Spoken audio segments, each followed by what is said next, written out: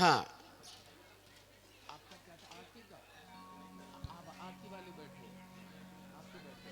अष्टमंगल द्रव्य मात्र 1100 रुपए की राशि। प्रियंका जैन टीकमगढ़। अष्टमंगल द्रव्य तो अभी स्थापित होंगे, आ जाओ माँ। और शशि देवी ललितपुर, एक और नाम। इधर आ जाओ, इधर आ जाओ, ले लो अपने हाथों में। गैलरी से निकल के आते जाइए जो भी। शशि देवी ललितपुर और प्रियंका जी ललितपुर टीकमगढ़। हाँ, और ये छोटी छोटी राशि है। यदि 4 नाम आए हैं, 8 नाम चाहिए, पुरुष वर्गों में से एक भी नाम नहीं आया, बाबूजी एक तो आप ले ही लो। अच्छा नहीं, हम पीछे वाले जिन्होंने पहली बोली लगाई थी, वो छोटी सी राशि में इतना बड़ा काम समूसण में जाकर स्थापित करना है। आदरणीय नरेंद्र कुमार जी चढ़रऊ, वाह। तो खड़े हो जाओ एक बार, सभी लोग खड़े हो जाइए। हाँ भैया, गीत के साथ। सब विशरण की तालियां बजा के। सब विशरण की छटा निराली, प्रभु की कृपा बरस रही है। सब विशरण की छटा निराली, प्रभु की कृपा बरस रही। जय हो। दर्शन को मेरी अखियां, प्रभु के दर्शन को मेरी अखियां, न जाने कब से तरस रही है। सब विशरण की छटा निराली, प्रभु की कृपा। ताली अच्छे से बजा लो।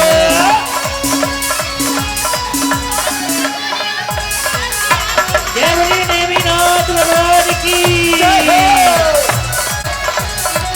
भगवान के दिव्य समोसरण की। ओ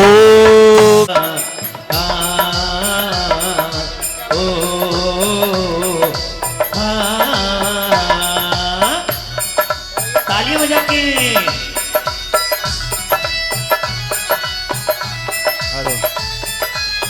प्रभु के दर्शन को कि हम सब दर्शन को हम आए हैं साथ में। ओ नमोस्तु भगवन, नमोस्तु भगवन, नमोस्तु भगवन। हे भगवान, हम भवन वासी देव देवी हैं, धरती तल के खरभाग की रत्न प्रभ भूमि हमारा निवास स्थान है, हमारा भी नियत स्थान है। अपने प्रकोष्ठ में बैठकर आपकी देशना श्रवण करके अपने जीवन को कृतार्थ करेंगे। नमोस्तु भगवान। हे भगवान, हम ज्योतिष वासी देव देवी हैं, सूर्य चंद्र नक्षत्र तारे ज्योतिष विमानों में बैठकर आपके दिव्य समूसण के दर्शन पूजन करने आए हैं। हम भी अपने प्रकोष्ठ में बैठकर अपनी देशना श्रवण करके धन्य करेंगे। हे भगवान, हम कल्पवासी और हम व्यंतरवासी देव देवी हैं, हमारे भी नियत 12 सभाओं में स्थान है। आपके स्थान पर बैठकर हम देशना श्रवण करके जीवन को कृतार्थ करेंगे। चलो बेटियों, पीछे बैठ जाओ, उधर कहीं उधर बैठ जाओ, पीछे चला ये जगह से जाके बैठिए। चलिए अब आइएगा। हमारे इस अक्षय क्षेत्र बानपुर का शरण की रचना कितनी प्यारी लागे जी, समूसरण की रचना कितनी जय हो। अरे प्यारी लागे, प्यारी लागे, प्यारी लागे जी, प्यारी लागे, प्यारी लागे, प्यारी लागे रे। समूसरण की रचना कितनी प्यारी लागे जी, समूसरण की रचना कितनी प्यारी लागे। जय हो।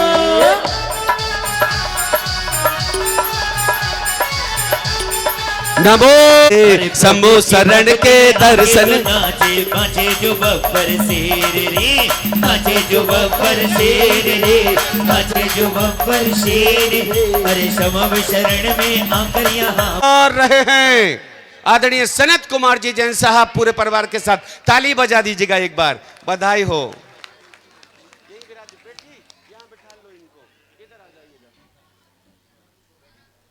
बंधुओं, नवीन रचना लेकर आए हैं।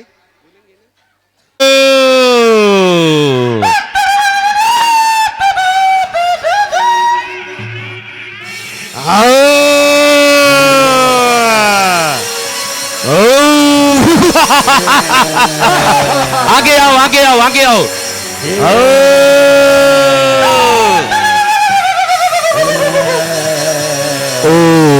हे भगवान, नमोस्तु नमोस्तु नमोस्तु। हे भगवान, हम में कहां सामर्थ की समूसण के 100 योजन ऐसा रूप रखकर कोई उत्पात कर सके। नहीं प्रभु नहीं, लेकिन कभी कभी हमें लोग मजबूर कर देते ऐसा स्वरूप रखने के लिए। हम वही हैं व्यंतरवासी देव देवी जिसे कभी कभी ऊपरी चक्कर ऊपरी बाधा भी कहते हैं, हम उन्हें लग जाते, उन्हें चिपक जाते, जो स्वयं तो कुछ नियम पालन नहीं कर पाते, स्वयं तो अच्छे से धार्मिक अनुष्ठानों में अपना सहयोग नहीं देते, पर ऐसे विशाल अनुष्ठान में कोई ना कोई विघ्न बाधा आए, ऐसे पात्र बनने का प्रयास करते हैं, ऐसे मुनिराजों की निंदा करते हैं, कोई ना कोई दोष लगाते रहते हैं, हम उनके ऊपर लग जाएंगे। पहले लगभग इस तीर्थ को जंगलों के उधर से निकाल करके आज जो सोना बरस रहा है उसमें मेरा अकिंचन का कुछ योगदान रहा, और आज यह देख करके मैं प्रसन्न हूँ। भगवान शांतिनाथ की कृपा और आप सबके आशीर्वाद से हिंदी साहित्य में कुछ लिखा है, और मैं पहले यहाँ कविता सुनाने की बात नहीं कर रहा हूँ, लेकिन मुझे आदेश हुआ है तो पालन करना है। मैं कुछ पंक्तियाँ इस क्षेत्र पर पढ़ूँगा और उसके बाद मैं एक ऐसी कविता ज़रूर पढ़ूँगा जो हिंदी साहित्य में पहली बार लिखी गई है। पहले दो पंक्तियाँ जिनका आज हम कल्याणक मना रहे हैं कि आशी, अरे ऋषभनाथ नहीं होते तो इस सृष्टि का होता क्या। ये अगर आज भगवान ऋषभनाथ नहीं होते तो आप कल्पना करके इस सृष्टि का होता क्या, इस मनुष्य संसार का होता क्या। कि आशी मसी कृषि ऋषि आदि दये प्रभु आदिनाथ कहलावे, और जीत लिया हो जिनने निज को वे जिन देव कहावे। कि सम हो जिनकी शरण वही है समव शरण जिन वर का, और तीर्थ जो कर गए जगत को तीर्थंकर कहलावे। मित्रों, बहुत सारा लिखा गया हिंदी साहित्य में, मैं नहीं पहचान पाओगे को श्रेष्ठी पर और टीकमगढ़ धर्म नगरी के मुख्य श्रेष्ठीगण, यदि विशिष्ट श्रेष्ठीगण विराजमान हो तो वो भी आए और पुस्तिका का विमोचन करके पुण्य लाभ ले। आ जाइएगा, टीकमगढ़ से भी पधारे हुए महान भाव, आप भी आ जाइएगा। क्या बात है। परम आदरणीय श्रीमान अरविंद जी नमकीन, क्या बात है, सच्चे गुरु भक्त। आइएगा, दोनों भाई आओ ना। प्रतिदिन 5 दिन आ रहे हैं और इस आयोजन का लाभ ले रहे हैं आदरणीय अरविंद जी। रवि नमकीन जो भारतवर्ष में प्रसिद्ध है, आप उस फैक्ट्री के मालिक हैं। हाँ भैया, जय हो। ये गुरु की वाणी है, ये गुरु की वाणी है, जो भी इसको सुनता कहे जग कल्याणी है, जो भी इसको सुनता कहे जग कल्याणी। तालियां बजा के आप लोग भी साथ दीजिएगा।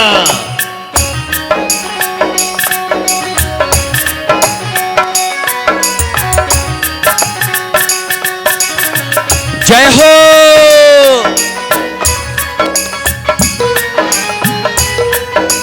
ओम। आइए सभी अपना स्थान ले लें ताकि हमें अधिक से अधिक समय तक आचार्य भगवान की देशना श्रवण करने को मिले। हाँ, अपने अपने ले जाइएगा पुस्तिका। हे आचार्य श्री, हे बोल तो रहा, सब बोला। हे आचार्य श्री भगवान, नमोस्तु नमोस्तु नमोस्तु नमोस्तु। हे भगवान, दान कहाँ पर और कौन सा करना चाहिए, सबसे ज्यादा पुण्य कौन से दान से होता है। हे भगवान, नहीं बोले नहीं, आओ फिर। हे भगवान, नमोस्तु नमोस्तु नमोस्तु। दान कहाँ पर और कौन सा करना चाहिए, सबसे ज़्यादा पुण्य कौन से दान से होता है।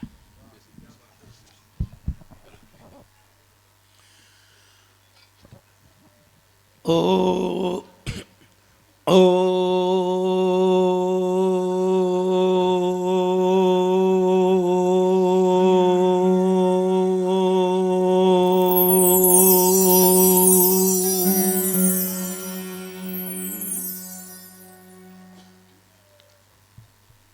हे भव्य श्रावक, आपने पूछा है कि दान कहाँ पर करना चाहिए, किसको देना चाहिए, सबसे अच्छा दान कौन सा है?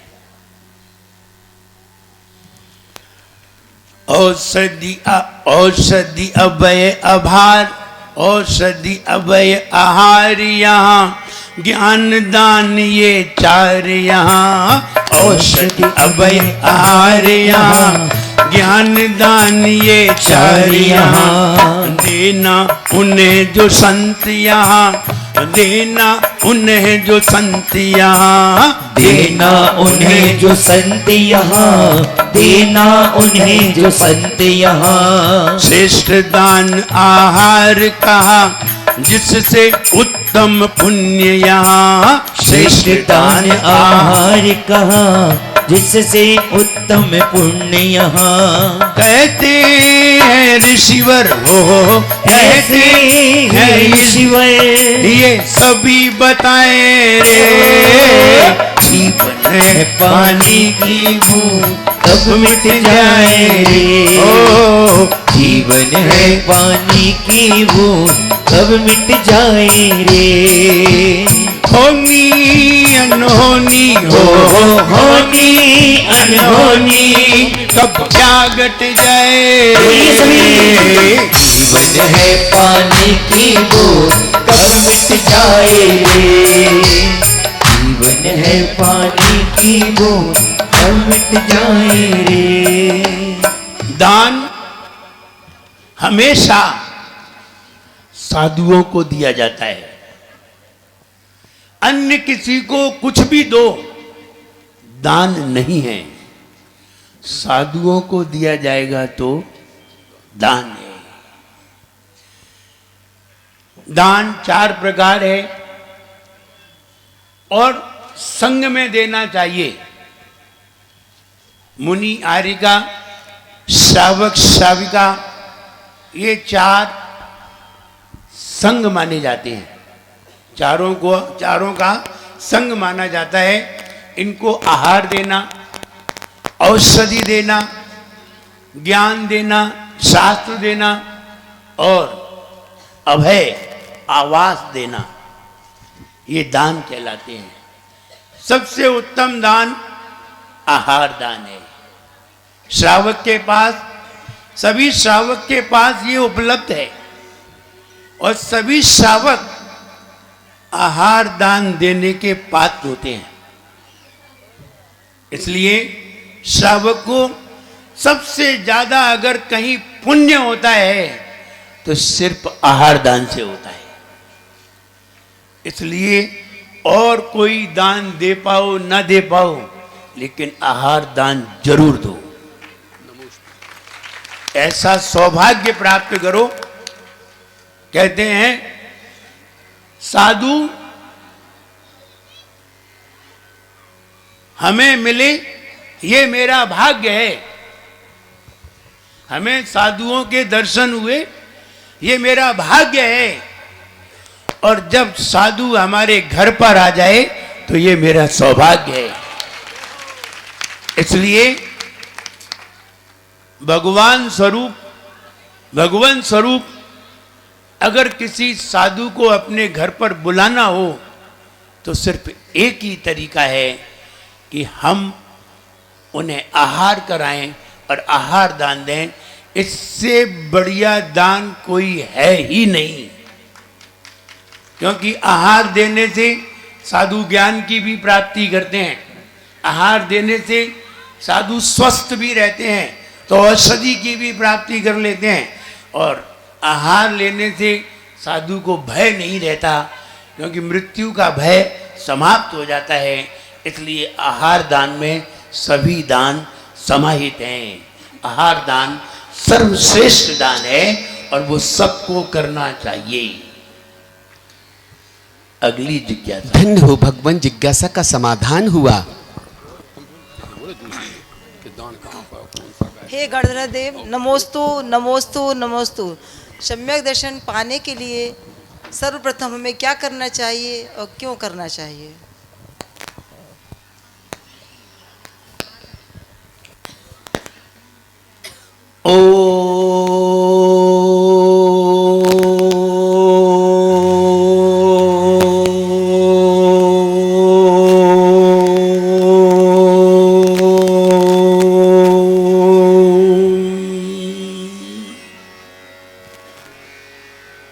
हे भव्य श्रावक, आपने पूछा है सम्यक दर्शन पाने के लिए हमें क्या करना चाहिए, क्या करें कि हमें वो सम्यक दर्शन प्राप्त हो जाए। ध्यान रहे, सम्यक दर्शन एक ऐसा रत्न है जिस रत्न के सामने सारी दुनिया की दौलत रख दी जाए तो वो भी कमजोर हो जाती है।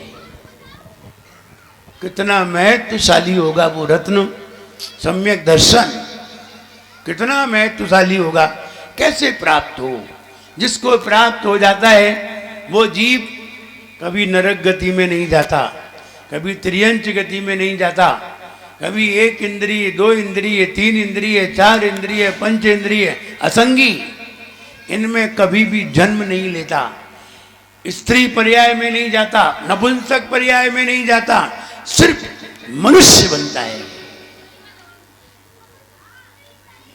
कितनी बड़ी डिग्री प्राप्त हो जाती है उसे। जब भी कोई गति प्राप्त होगी तो मनुष्य गति मिलेगी, और मनुष्य गति से जाएगा तो सिर्फ देव गति मिलेगी। देव गति में देव बनेगा, इंद्र बनेगा, और मनुष्य गति में अगर आ गया तो दुकानदार नहीं बनेगा, ना इंजीनियर, ना सीए, ये नहीं बनेगा। सम्यक दृष्टि जीव ये नहीं बनते। सम्यक दृष्टि जीव राजा बनते हैं, नौकर नहीं बनते। सम्यक दृष्टि जीव कमाते नहीं है, न कमाते हैं, न बनाते हैं, न लाते हैं, सिर्फ खाते हैं। ये सम्यक दर्शन की पहचान है। देव गति में जाएगा तो इंद्र, और मनुष्य गति में आएगा तो राजा, महाराजा, और कोई नहीं बनती। इसलिए वो सम्यक दर्शन कैसे प्राप्त हो, बहुत अच्छा प्रश्न किया है। कर्तव्यों को रोज करो, कर्तव्यों को रोज करो, और निर्मल मन में भाव धरो। कर्तव्यों को रोज करो और निर्मल मन में भाव धरो। गुरुओं के प्रति नम्र बनो, गुरुओं के प्रति नम्र बनो, गुरुओं के प्रति नम्र बनो, गुरुओं के प्रति नम्र बनो। सरल सरल व्यवहार रखो, सरल सरल व्यवहार रखो, खान पान को शुद्ध रखो। सरल सरल व्यवहार रखो, खान पान को शुद्ध रखो। तभी सम्यक्त्व जीवन में आए रे। जीवन है पानी की बूंद तब मिट जाए रे। ओ जीवन है पानी की बूंद कब मिट जाए रे। होंगी अनहोनी हो, होनी अनहोनी कब क्या घट जाए रे। जीवन है पानी की बूंद कब मिट जाए रे। अगर आपके सामने कोई कहे आप दुकान करते हैं, आप व्यापार करते हैं, आप सर्विस करते हैं, और एक तरफ ये कहे कि आप भगवान की पूजन करो, आप गुरुओं की सेवा करो, आप नियम संयम से रहो, ऐसा करोगे तो सम्यक्त्व की प्राप्ति होगी, अगले जन्म में इंद्र बनोगे, और उसके बाद अगर मनुष्य गति में आए तो राजा महाराजा बनोगे। वो बनना पसंद करोगे या दुकान खोलना पसंद करोगे? बोले दुकान खोलना पसंद करेंगे। अब तुम्हारी बुद्धि ही छोटी है तो क्या करें? एक व्यक्ति कह रहा है कि सीए करोगे तो अफसर बनोगे,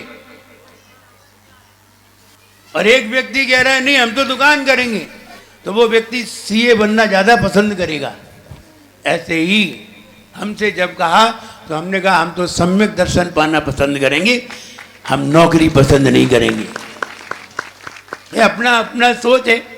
किसी का छोटा सोच होता है, किसी का बड़ा सोच होता है। कोई किसी को छोटे से काम में बड़ी चीज दिखाई देती है, किसी को छोटी सी चीज में ही संतुष्टि हो जाती है। कोई बड़ी चीज में भी संतुष्ट नहीं होता, कोई छोटी सी चीज में ही संतुष्ट हो जाता है। कोई 2 लाख रुपए की नौकरी में संतुष्ट हो जाता है, किसी को 50 लाख रुपए की नौकरी में भी संतुष्टि नहीं है। वो व्यक्ति सब कुछ त्याग करके निकल पड़ता है, क्योंकि वो जानता है कि त्याग के बाद दुनिया की जो संपदा है ये तो फिजूल की है। हमें वो संपदा प्राप्त होगी जिस संपदा को भगवान ने प्राप्त किया है। इसलिए सम्यक दर्शन भगवान की संपदा को दिलाता है।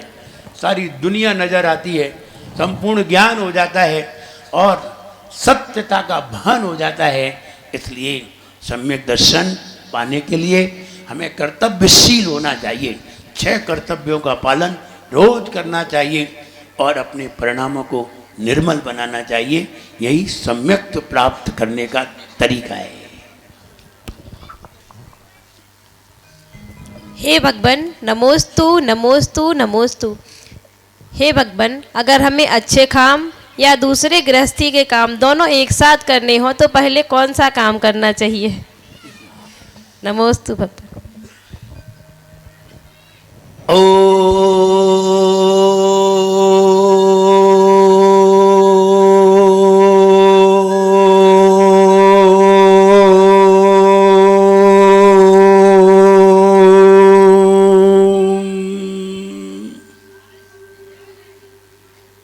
हे भव्य श्रावक, अगर अच्छा काम भी हो और गृहस्थी के काम भी हो जिसमें पाप का संचय होता है, अगर चाय भी बनानी हो और भगवान का अभिषेक भी करना हो, दोनों एक ही समय पे हो, तो हमें क्या करना चाहिए? करना है वो आज करो, कल पर मत विश्वास करो। करना है वो आज करो, कल पर मत विश्वास करो। आज करो वो अभी करो, आज करो वो अभी करो। आज करो वो अभी करो, आज करो वो अभी करो। कल को किसने देखा है, पल का नहीं भरोसा है। कल को किसने देखा है, पल का नहीं भरोसा है। कल कल तू करके हो, कल कल तू करके यूं अकल गवाए रे। जीवन है पानी की बूंद, कब मिट जाए रे। जीवन है पानी की बूंद, कब मिट जाए रे। यदि अच्छा काम करना हो और उसी समय कोई दूसरा काम आ जाए तो कहते हैं गेट वेल सून, शुभस्य शीघ्रम। अच्छे काम को सबसे पहले करना चाहिए, क्योंकि अच्छे काम ही सारे बुरे कामों को अच्छे में बदल देते हैं और बुरे काम अच्छे कामों में विघ्न पैदा कर देते हैं।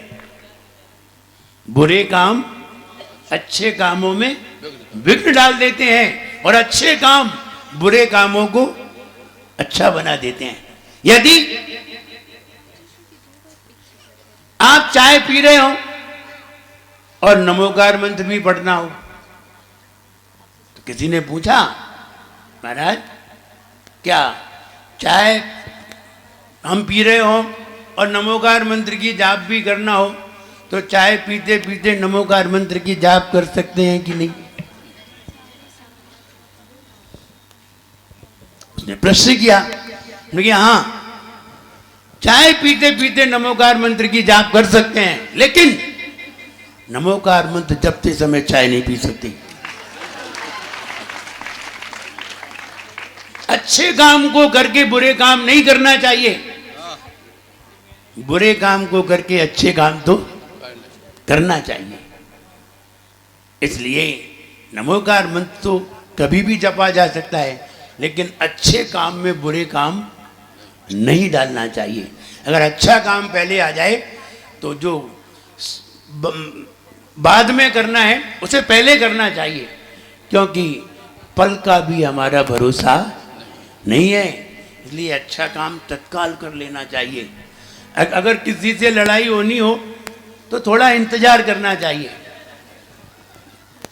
और अगर भगवान का अभिषेक करना हो तो इंतजार करने की जरूरत नहीं है, सबसे पहले करना चाहिए। अच्छे काम सबसे पहले करना चाहिए, क्योंकि अच्छे काम सारे बुरे कामों को अच्छे बना देते हैं। इसलिए अच्छे काम को पहले करना चाहिए और सांसारिक काम सब बाद में करना चाहिए। सबसे पहले भगवान का अभिषेक करना चाहिए, पूजन करना चाहिए। सवेरे उठ करके भगवान की कृपा सबसे पहले प्राप्त करना चाहिए। सबसे पहले उठो तो भगवान की कृपा लेने चले जाओ, उसके बाद गुरुओं का आशीर्वाद ले आओ, फिर अपना व्यापार करो, तुम्हारा व्यापार सफल होगा। ईश्वर की कृपा जिसके ऊपर हो वो हर काम में सफल होता है, और जिसके पास ईश्वर की कृपा नहीं है वो सारे काम करके भी असफल होता है। इसलिए अच्छे काम सबसे पहले करना चाहिए। हे भगवान नमोस्तु नमोस्तु नमोस्तु। हे भगवान, इन दिनों भगवान महावीर की परंपरा को जीवंत रखने वाले आध्यात्मिक साधक संत आचार्य भगवान विनम्र सागर जी महामुनिराज अभूतपूर्व धर्म की प्रभावना कर रहे हैं। हे भगवान, हम जानना चाहते हैं, आप तो द्रव्य क्षेत्र काल के जानने वाले हैं, ऐसे आचार्य भगवान विनम्र सागर जी महामुनिराज का चातुर्मास बानपुर नगरी को कैसे मिले, उपाय बताने की कृपा करें।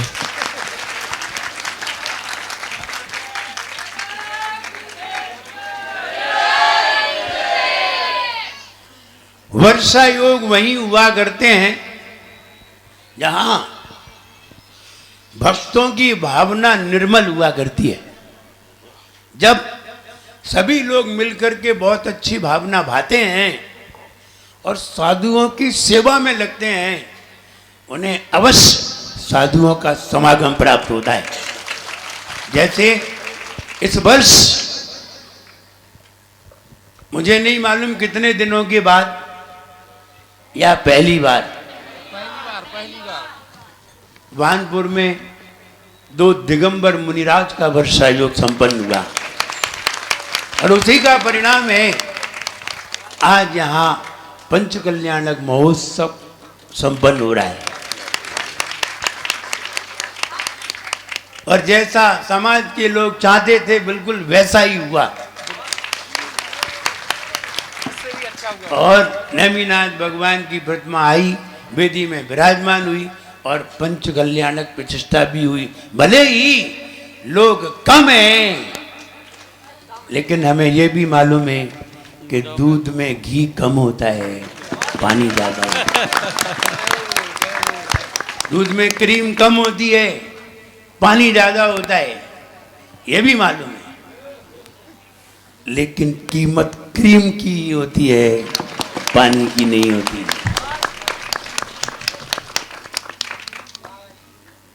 क्रीम की कीमत हुआ करती है, क्रीम निकालने के बाद जो बचता है वो मालूम है किसके काम आता है? वो जूता की पॉलिश के काम आता है। जो दूध सफेद बचता है, केसीन बचती है, वो सिर्फ जूता की पॉलिश के काम आता है, और क्रीम जो चेहरे पे लगाई जाती है उसके काम आता है। और क्रीम खाने के काम आती है, पौष्टिक होती है, ताकत के काम आती है, ज्ञान के काम आती है।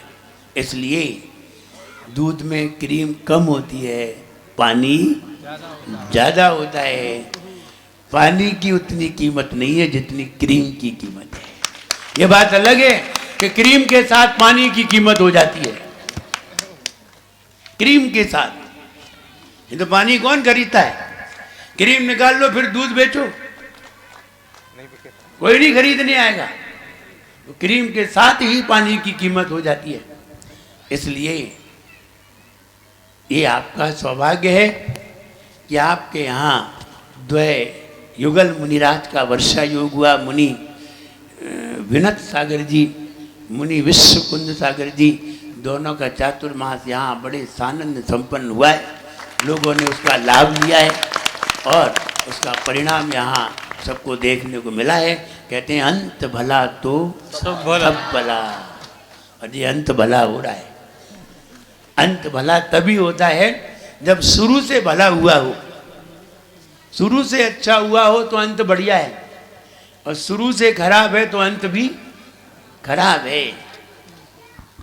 अगर आपका profit and loss account, trading account और बैलेंस शीट सही है तो अंतिम रिजल्ट भी सही है, और ट्रेडिंग अकाउंट गड़बड़ है और प्रॉफिट एंड लॉस अकाउंट गड़बड़ है तो बैलेंस शीट कभी भी सही नहीं आएगी। ऑडिट करने वाला फौरन बाहर फेंक देगा उठा के, कह देगा आपके सारे बाउचर गलत है। इसलिए trading, profit and loss, balance sheet तभी अच्छी होती है जब शुरू से अच्छा हो। इसलिए ये वर्षा योग आपको प्राप्त हुआ है। और कहते हैं आचार्य विनम्र सागर जी का कैसे प्राप्त होगा? ऐसे ही प्राप्त होगा जैसे अभी हुआ है। ऐसी ही भक्ति की जाएगी तो उनका भी प्राप्त हो जाएगा। उनका प्राप्त करना कौन सी बड़ी बात है। अभी ललितपुर वालों को मिल गया था, टीकमगढ़ वाले बेचारे थोड़े रह गए थे। हो सकता है अब की बार टीकमगढ़ वालों को मिल जाए, क्या कह सकते हैं। इसलिए इसी तरीके से वर्षा योग प्राप्त होते हैं। हे भगवान, नमोस्तु नमोस्तु नमोस्तु। भगवान, मेरी जिज्ञासा है, हमें मनुष्य गति और जैन धर्म दोबारा कैसे मिल सकता है? इसके लिए हमें क्या करना चाहिए? कृपया हमारी जिज्ञासा का समाधान करें। नमोस्तु भगवान, नमोस्तु नमोस्तु।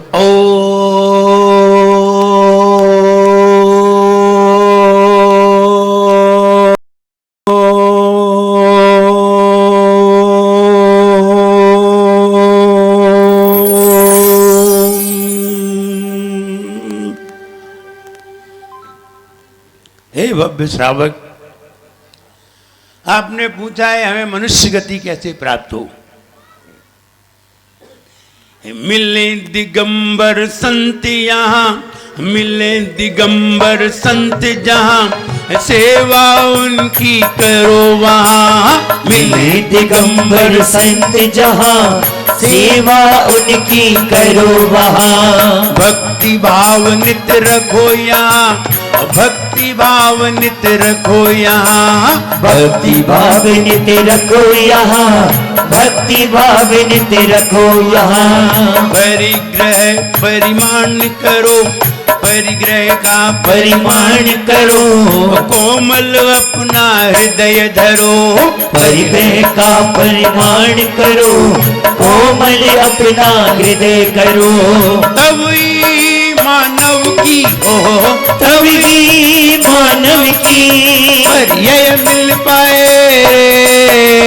जीवन है पानी की बूंद, कब मिट जाए रे। जीवन है पानी की बूंद, कब मिट जाए रे। एक बार तुम्हें भगवान मिले या ना मिले, मंदिर मिले या ना मिले, मंदिर मिलने पर, मंदिर में सर झुकाने पर आपको मनुष्य पर्याय मिले या न मिले, लेकिन कोई दिगंबर संत दिखाई दे जाए और तुमने यदि उनको भक्ति भाव से प्रणाम किया है तो आपको निश्चित मनुष्य पर्याय मिलेगी। और मनुष्य पर्याय ही नहीं मिलेगी, जैन धर्म मिलेगा। अगर आपने दिगंबर साधुओं को देख करके, जो लोग रास्ते में दिगंबर साधुओं को देखते हैं, भले ही वो जैन हो या ना हो, और दिगंबर साधुओं को देख करके हाथ जोड़ करके नतमस्तक हो जाते हैं, भक्ति भाव से प्रणाम करते हैं, ऐसे लोग नियम से अगले भाव में जैन बनते हैं। नियम से। पुरुरवा भील, पुरुरवा भील कौन सी जाति का था? कौन सी जाति का? भील। और उसने किसको नमस्कार किया? एक मुनिराज को। मालूम है? एक मुनिराज को नमस्कार किया। वो पुरुरवा भील मुनिराज को नमस्कार करके एक छोटा सा नियम लेकर के पहले देवगति में गया, और वहां से जब आया तो आदिनाथ भगवान के, तीर्थंकर भगवान के कुल में पैदा हुआ। कौन? वो पुरुरवा भील। कैसे हो गया आदिनाथ भगवान के कुल में? बड़े बड़े जैन नहीं हो पाए, और वो हुआ क्योंकि उसने एक दिगंबर मुनिराज को प्रणाम करके एक नियम धारण किया था। उसके परिणाम स्वरूप तीर्थंकर आदिनाथ भगवान का नाती हुआ, भरत का पुत्र पुरुरवा भील, मारीच, और बाद में 24वां तीर्थंकर भगवान महावीर हुआ। और वहां भी जब शेर की पर्याय में था तो उसने किसको देखा था? एक मुनिराज को, और मुनिराज को देख करके प्रणाम किया, अपनी आलोचना की, और मुनिराज को देख करके प्रणाम किया तो दोबारा शेर नहीं बना, मनुष्य बन के भगवान महावीर बना। हम ये कहना चाहते हैं, दिगंबर मुनिराज को देख करके भक्ति भाव से उनकी सेवा करिए, उनको प्रणाम करिए, उनका गुणगान करिए, उनकी सेवा करिए। निश्चित आपको मनुष्य जन्म ही नहीं, जैन कुल भी मिलेगा। इसलिए जो परिग्रह परिमाण करते हैं, मुनिराज को नमस्कार करते हैं, भगवान को नमस्कार करने पर तुम्हें जैन कुल मिले या न मिले जरूरी नहीं। भगवान को लाख नमस्कार करो तो भी तुम्हें जैन कुल मिले ये जरूरी नहीं है। लेकिन मुनिराज को नमस्कार किया है तो जैन कुल और मनुष्य पर्याय जरूर मिलेंगे। इसलिए आप मुनिराज को भक्ति भाव से उनकी सेवा करिए, उनका गुणगान गाइए और उनको नमस्कार करिए, जिससे आपको दोबारा मनुष्य पर्याय और जैन कुल प्राप्त हो सके। नमोस्तु भगवान। जिज्ञासा का समाधान हुआ। इस तरह से चौबार प्रभु की देशना खिरती है। हम पुनः लाभ लेंगे दिव्य देशना का। आइए, समूषण की पूजा प्रारंभ हो रही है। केवल ज्ञान कल्याणक की पूजा। जल्दी से ठोने पर स्वस्तिक बनाकर तैयारी कर लें। अंकित भैया पूजन प्रारंभ कराते हैं। पूजन की किताब ले आओ।